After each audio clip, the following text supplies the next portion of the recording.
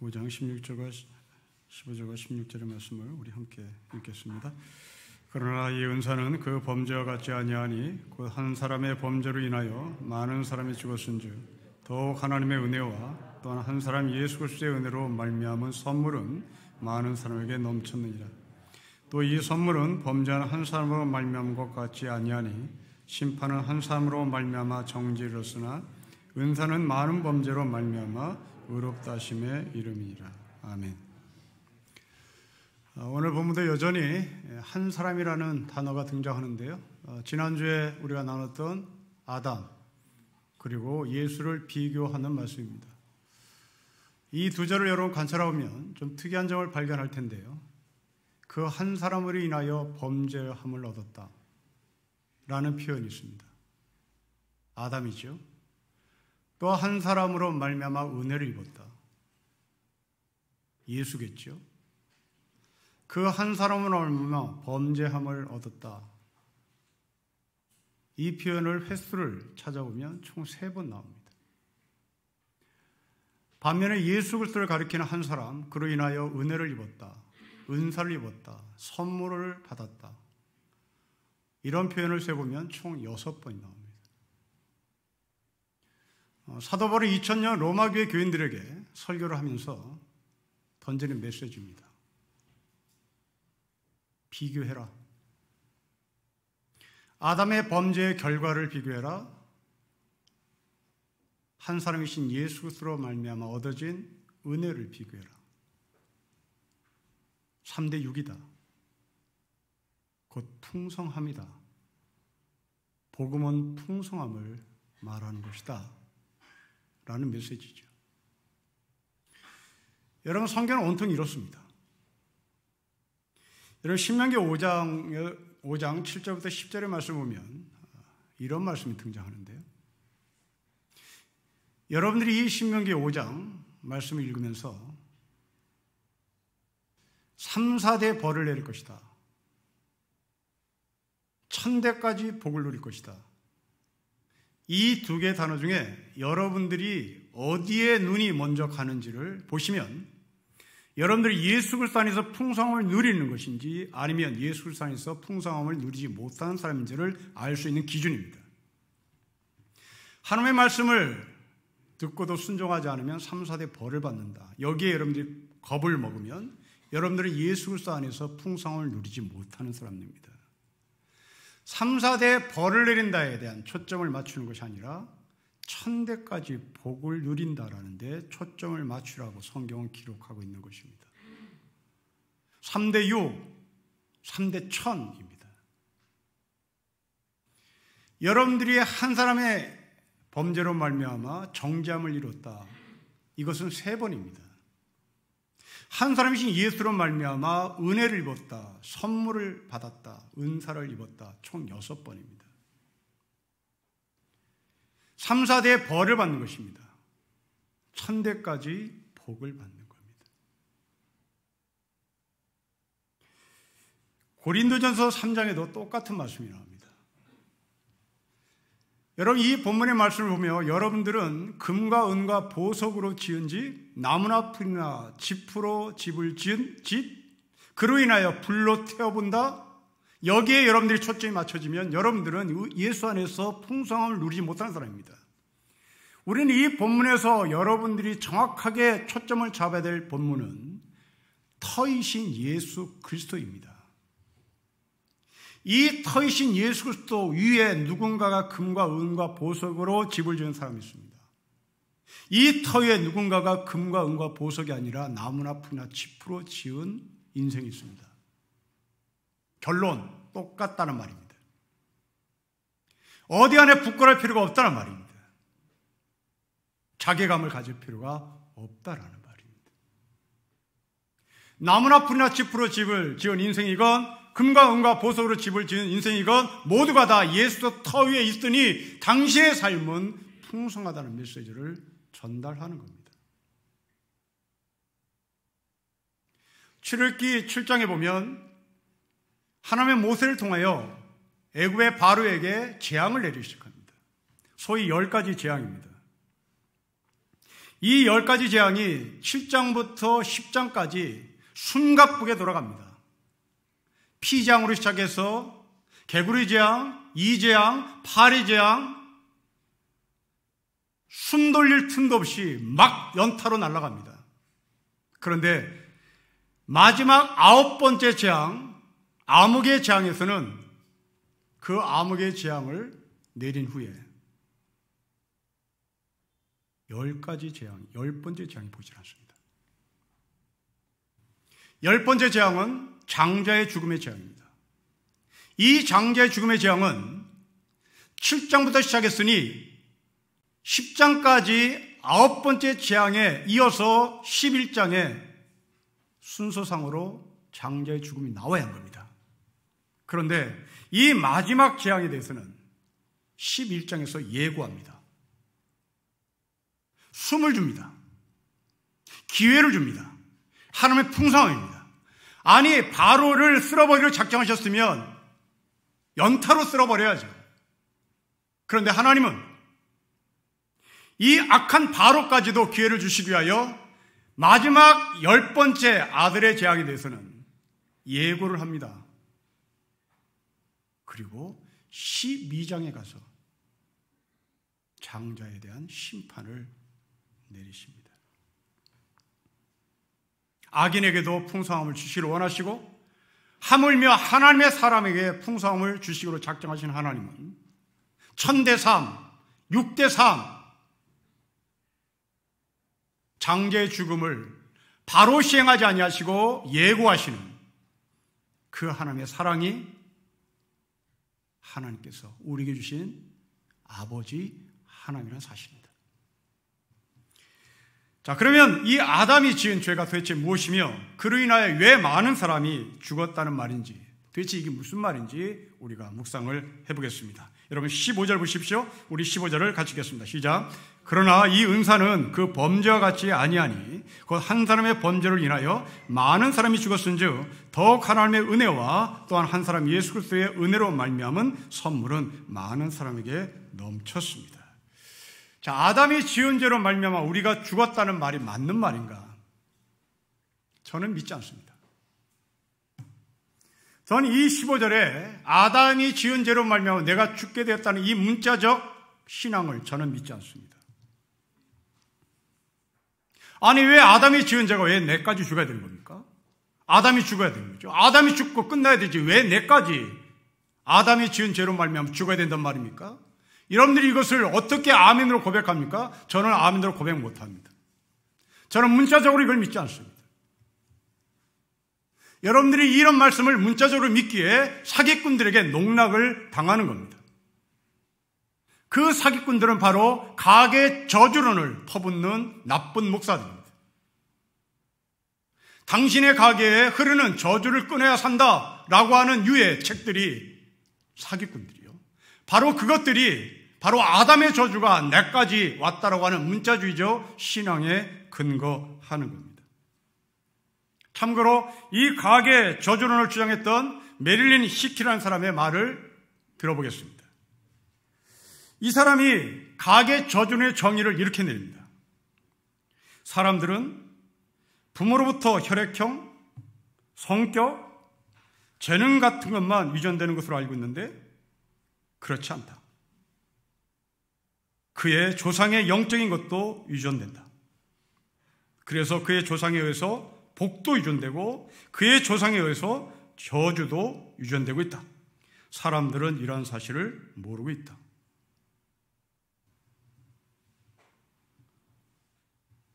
이런 주장은 어디서 나옵니까?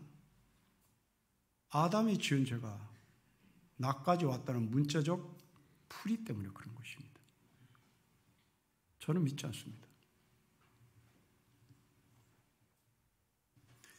이 사람이 어느 날 이혼을 하겠다는 한 여성을 상담합니다. 그 젊은 여성에게 이렇게 물어요. 자매님의 어머니도 이혼하셨습니까? 내담자가 네. 몇 번이나 이혼하셨습니까? 3번입니다. 어머니는 자녀를 몇이나 주셨습니까? 4입니다. 자매님은 몇 번이나 결혼했습니까? 지금 3번째입니다. 지금 자녀는 몇 명이나 두고 있습니까? 딸만 3입니다. 자매님은 어린 딸을 사랑하십니까? 네, 사랑합니다. 자매님은 알고 계십니까? 그 3명의 딸이 자라서 앞으로 결혼하게 되고 그 결혼한 딸들이 3번 이혼하게 되고 그래서 자매님의 마음을 무너지게 할 것이라는 것을 알고 계십니까? 왜냐하면 자매님의 어머니가 조상으로부터 물려받은 성적인 죄의 저주 아래 놓여 있기 때문입니다. 자매님의 어머니는 여러 사람들과 난잡한 성관계를 맺어왔습니다. 이게 무슨 논리입니까? 3번 이혼했는데 무슨 성관계가 난잡합니까? 이혼하면 성관계가 난잡합니까?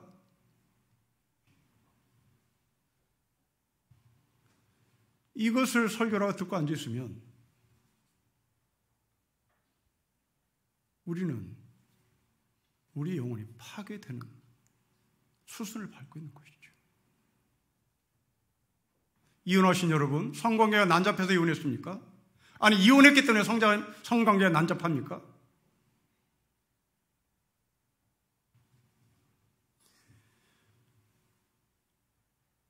그러면 이 사람은 이렇게 결론을 맺습니다. 자매님은 앞으로 자매님의 어린 딸들이 자매님과 똑같은 삶을 사는 것을 고통 가운데 지켜보게 될 것입니다. 이게 무슨 저주입니까?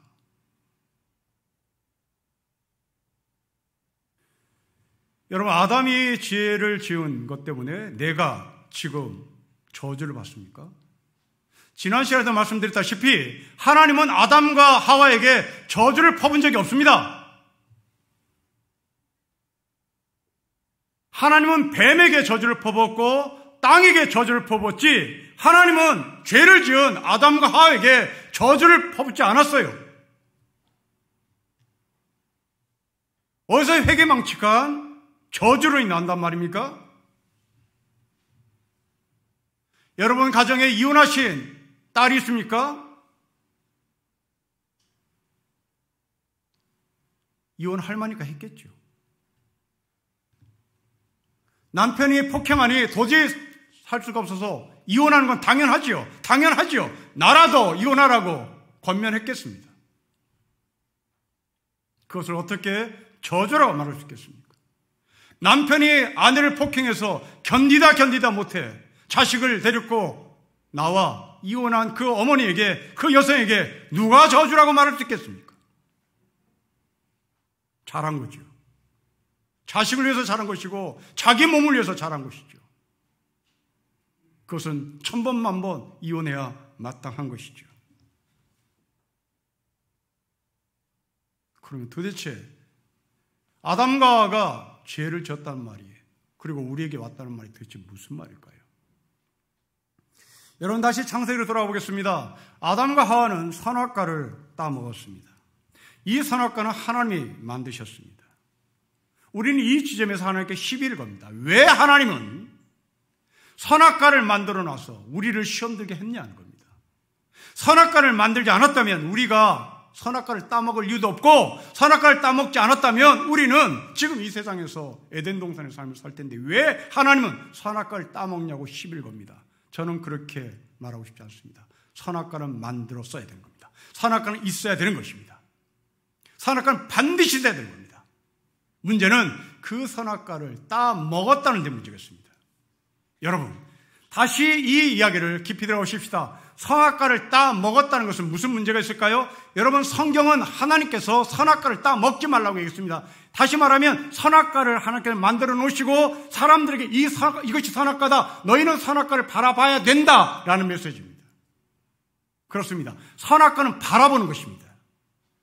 그런데 인간이 먹었습니다. 여러분, 먹었다는 말은 무슨 말입니까? 이것이 내 거가 됐다는 얘기입니다. 여러분, 선과 악이라는 단어가 어떤 의미를 갖고 있습니까? 선과 악이라는 것은 어떤 기준이 있어야 되는 겁니다. 오른팔, 왼팔의 기준이 무엇입니까? 심장을 기준으로 하는 겁니다. 이 심장을 기준으로 오른팔이 있고 왼팔이 있는 겁니다. 여기를 기준으로 삼아서 오른팔, 왼팔을 말하지 않습니다. 반드시 심장을 기준으로 오른팔과 왼팔을 나누듯이 선악이라고 하는 것의 기준은 하나님에게 있는 겁니다. 그런데 이 하나님에게 쌀 선악의 기준을 내가 먹어버렸습니다. 이제 이 선악이 내 거가 된 것입니다. 내 거가 됐으니 내 마음대로 선과 악을 결정짓는 겁니다. 내가 좋으면 선이고 나에게 싫으면 악이 되는 겁니다. 이게 선악과를 먹었다는 말입니다. 복숭아가 아닙니다. 사과가 아닙니다. 바라봐야 할 선악과를 내가 먹었다는 말입니다. 하나님이 선악의 기준을 만들어 놓으신 것을 내가 먹어서 내가 기준이 돼서 이제 내 중심으로 선과 악을 나눴던 겁니다. 이 선악과를 먹도록 유혹한 존재는 성경의 뱀이라고 얘기합니다. 이 뱀은 통상 성경에서 사탄으로 규정합니다. 욥기에 보면 하나님은 세상을 이리저리 다니고 돌아온 사탄에게 묻습니다. 너 어디 갔다 왔냐? 그래서 사탄이 말합니다. 내가 지상에 내려가서 이리저리 돌아다녔습니다. 우리는 이 이리저리 돌아다녔다는 말을 쉽게 넘길 수 있습니다.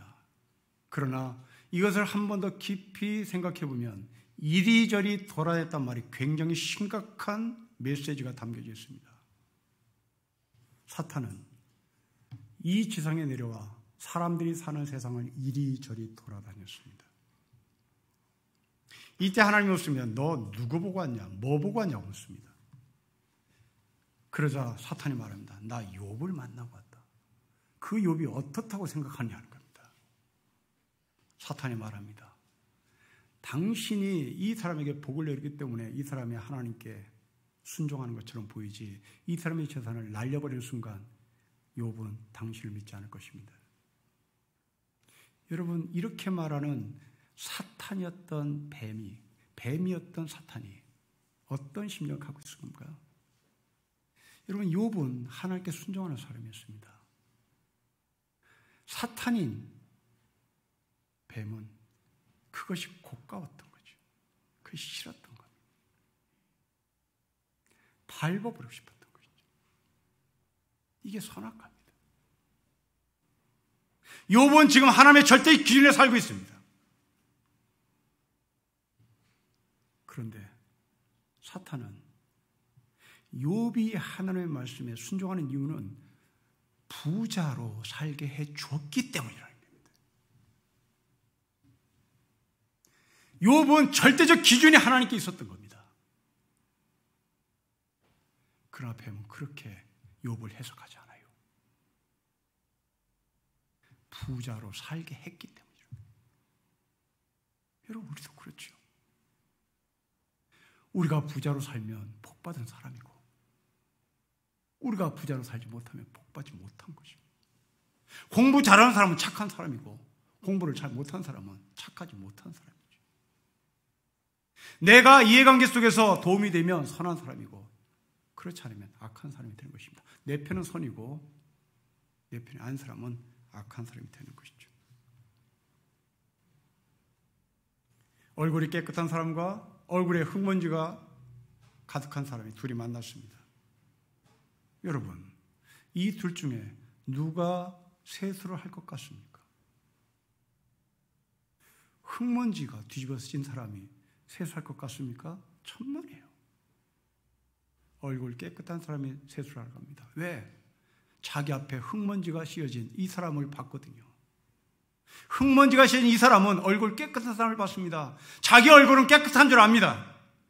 하지만 깨끗한 사람은 자기 얼굴이 앞에 흙먼지가 뒤집어진 사람처럼 된 얼굴인 줄 알고 재빨리 가서 세수를 하는 것입니다. 다 내 중심인 겁니다. 어떤 사람이 인생의 경험, 쓴맛에 대한 이야기를 들려줬습니다. 저하고 나이가 비슷한 사람입니다. 28살 되던 해에 현재 국민건강보험공단에 6급으로 취직을 했습니다. 그 안에서 한 여성을 만났습니다. 사랑했습니다. 결혼하고 싶었습니다. 그러나 이 여성은 야망 있는 남성을 만나고 싶어 했습니다. 사랑을 한다고 고백하는 이 남성에게 여성은 이렇게 말을 했습니다. 나는 사랑이 뭔지 모른다. 나는 사랑을 개뿔이라고 생각한다. 내 결혼의 조건은 사랑이 아니라 출세하는 사람이다. 그래서 육급으로 취직한 이 남자가 그 여인과 결혼하고 싶어서 직장을 그만뒀습니다. 그리고 사업에 손을 댔습니다. 사업하는 족족 망했습니다. 그 사이에 이 여성은 야망 있는 남자를 찾아 떠나고 말았습니다. 여러분, 결혼의 절대적 조건이 무엇입니까? 사랑입니다. 그러나 선악과를 따먹으면 결혼의 조건은 사랑에서 멀어집니다. 사랑은 개뿔인 거죠. 사랑은 개나 갖다 줘야 되는 겁니다. 이게 지금 이 시대 젊은이들의 결혼관 아닙니까?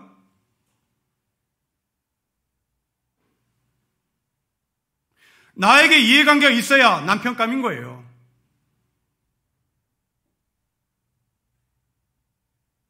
아파트 한 채를 들고 와야 이 결혼의 조건이 되는 겁니다. 사랑은 얼어 죽을 그냥 개나 갖다 줘야 되는 거죠. 사랑하는 성도 여러분, 여러분들이 생각하는 선이 무엇입니까? 여러분들이 생각하는 그 선이 절대 선입니까? 아니면 상대적인 선입니까? 여러분에서 악은 절대 악이 있습니까? 아니면 상대적으로 악이라고 규정합니까? 나에게 유익이 있는 것으로 선과 악을 구분합니까? 아니면 절대적인 하나님의 근거에서 선과 악을 구분합니까?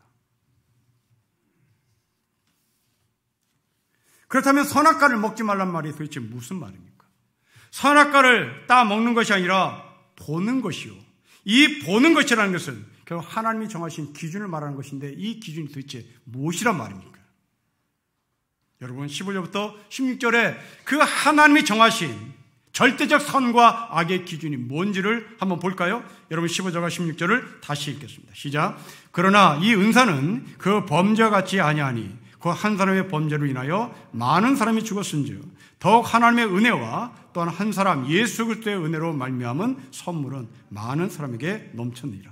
또 이 선물은 범죄한 한 사람으로 말미암은 것과 같지 아니하니 심판은 한 사람으로 말미암아 정죄로쓰나 은사는 많은 범죄로 말미암아 의롭다 하심에 이름이라.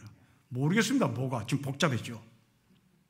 그러나 여러분들이 이 두 절에서 눈여겨볼 단어는 은사, 은혜, 선물, 곧 풍성함입니다. 객관적으로 풍성함이 아니라 의미적으로 풍성함을 말합니다. 하나님이 우리에게 주신 절대적 선은 바로 풍성입니다. 그것을 선물이라고 표현했습니다. 여러분, 선물은 내가 받을 때 기쁨이 이루어지는 것이 아니라 줄 때 기쁨입니다. 이것을 모르는 사람은 인생을 아직 모르는 사람입니다. 선물은 줄 때 기쁨이라는 것을 아는 사람. 이 사람은 인생을 아는 사람입니다. 예수님은 그렇게 사셨습니다. 절대 기준입니다. 그러면 누구에게 선물을 줍니까? 사랑하는 사람에게 줍니다. 그 사랑하는 사람에게 무엇을 담아서 줍니까? 정성을 담아서 줍니다. 저는 이 정성을 생명이라고 표현하고 싶습니다. 하나님이 세상을 이처럼 사랑해서 자기 아들 독생자 예수를 주는 정성, 그게 생명입니다. 하나님의 절대적 기준입니다. 사랑이요, 생명입니다.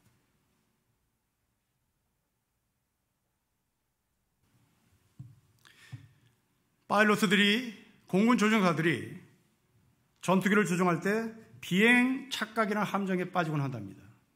평형 감각을 잃었을 때 제 아무리 베테랑 파일럿이라도 파랗게 보이는 것이 하늘인 줄 알고 그냥 내리꽂다가 바다로 빠져 죽는 그런 일들입니다. 때문에 이 전투기를 조종하는 조종사들이 비행기에 탑승할 때마다 반드시 주의를 주는 게 있습니다. 당신의 경험을 믿지 마세요. 계기판을 믿으세요. 이게 절대적 기준입니다. 베테랑 파일럿들이, 베테랑 조종사들이 얼마나 많은 비행 시간을 비행했겠습니까? 그런데도 10년, 20년 무사고의 파일럿들도 늘 경계하는 것입니다. 나의 경험 믿지 말자. 오직 믿을 것은 계기판이다. 여러분, 우리가 갖고 있는 선악과와 하나님이 선악과를 바라보고 말씀하시는 선악과는 이렇게 다른 것입니다.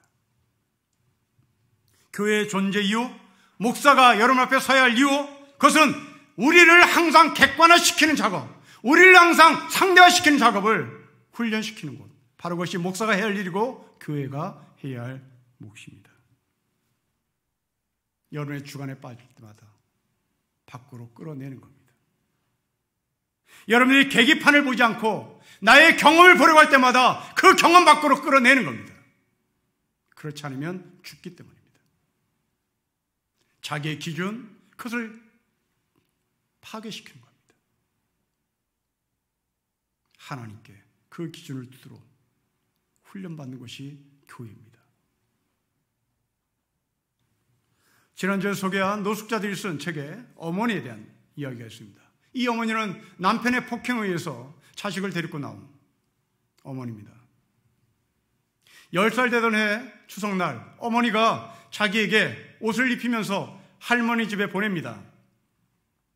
할머니 집에 보내면서 하는 말입니다. 추석 지나고 오면 엄마는 없을 것이다. 솔직히 힘들어서 너희를 키울 수 없다. 엄마가 없으면 아버지한테 연락해서 데리고 오라고 해라.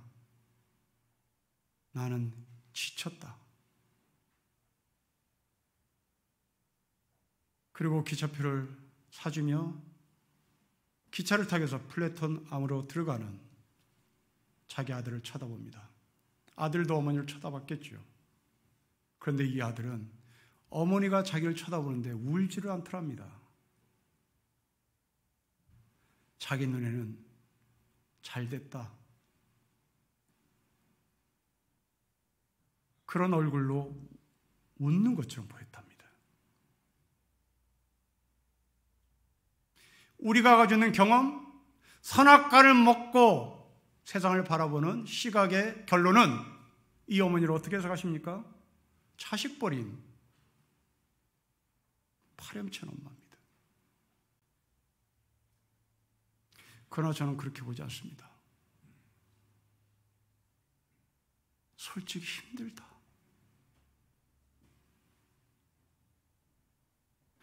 내가 10살 먹은 너를 고등학교를 보낼까, 대학을 보낼까 자신 없다.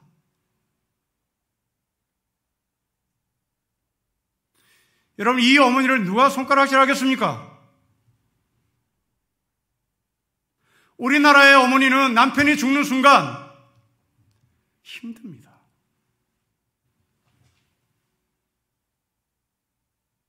사는 게 힘들어요.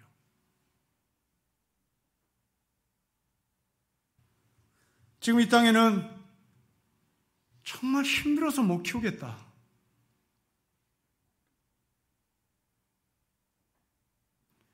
치솟는 부동산 값에 나는 너를 언제 한번 반듯한 집에서 살게 할 수 있는 능력이 없다. 이런 사람을 향해서 못났다고 손가락질할 사람이 누가 있겠습니까? 그러나 우리는 그런 사람을 못났다고 말하죠.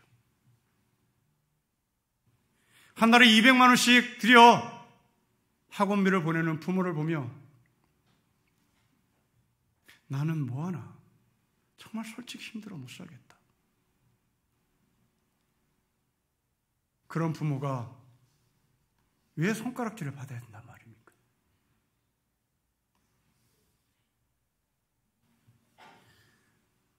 세상은 힘이 듭니다. 이것은 오늘의 문제만이 아닙니다. 영원히 풀 수 없는 인류의 문제일 겁니다. 그렇다고 해서 우리는 우리의 사고에 갇힐 이유는 없습니다. 선악과를 따먹으면 자기의 지식에 갇히겠으나 선악과를 바라보면 우리는 하나님의 주신 은혜, 은사, 선물, 풍성함에 삶을 누릴 수 있기 때문입니다. 19세기 말까지 하더라도 광산에는 환기시설이 잘 되지 않아 광부들은 깽에 들어갈 때 카나리아는 새를 들고 들어갔답니다. 이 카나리아는 일산화탄소에 예민하기 때문에 일산화탄소가 어느 정도 차버리면 이 카나리아는 울던 것을 멈춘다고 합니다. 광부들은 그 카나리아 새가 우는 것이 멈췄을 때는 재빨리 모든 것을 포기하고 갱 밖으로 나옵니다. 카나리아는 갱 안에서 일하고 있는 광부들을 살리는 나팔수 노릇을 했던 것입니다.